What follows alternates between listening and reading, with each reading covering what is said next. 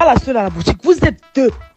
Vous êtes deux grands moutons à la boutique. Toi-même, parce que Sophie est là. Et Sophie, on peut comprendre parce que Sophie est épougon. Quand toi, Francis, quand on t'envoie l'argent, puis on te dit, ah, j'ai ça, j'ai ça, j'ai ça, j'ai ça. Et que tu es malade là.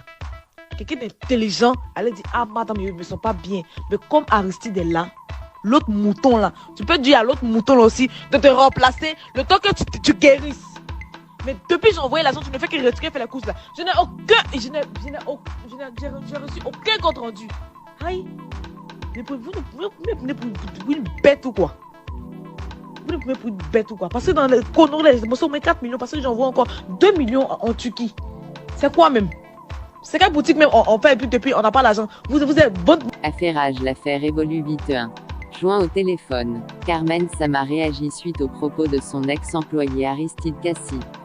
Sachez que, depuis un bon moment, je ne suis pas contente de mon personnel dans sa façon de gérer ma boutique en mon absence. Car certains ne sont pas professionnels. À savoir Aristide Cassi et ma coiffeuse. Il y a quelques mois en arrière, j'ai vu sur les réseaux sociaux une photo de mon employé Aristide Cassi assis dans mon bureau en train de faire des selfies. C'est-à-dire que quand je ne suis pas là, il se la coule douce dans mon bureau, pourtant sa fonction à la boutique ne lui permet pas cela. Pour revenir à son poste d'aujourd'hui, sachez que depuis que j'ai quitté le pays avant les élections, c'est lui qui gère tout à la boutique actuellement. Il y a quelque temps, j'ai fait venir la somme de 2 500 000 francs CFA pour des travaux concernant la rénovation de la boutique, vu que c'est bientôt les fêtes de fin d'année. Depuis que j'ai envoyé cette somme pour les travaux, Aristide ne me fait aucun point sur l'avancée des travaux, souvent même il se permet de déserter la boutique, c'est-à-dire il vient quand bon lui semble, donc il gère la boutique à son aise selon la personne que j'ai déléguée pour passer souvent voir à la boutique ce qui s'y passe. Dans ma boutique, j'ai installé des caméras qui sont directement liées à mon téléphone, donc depuis ma position, je peux voir tout ce qui se passe là-bas.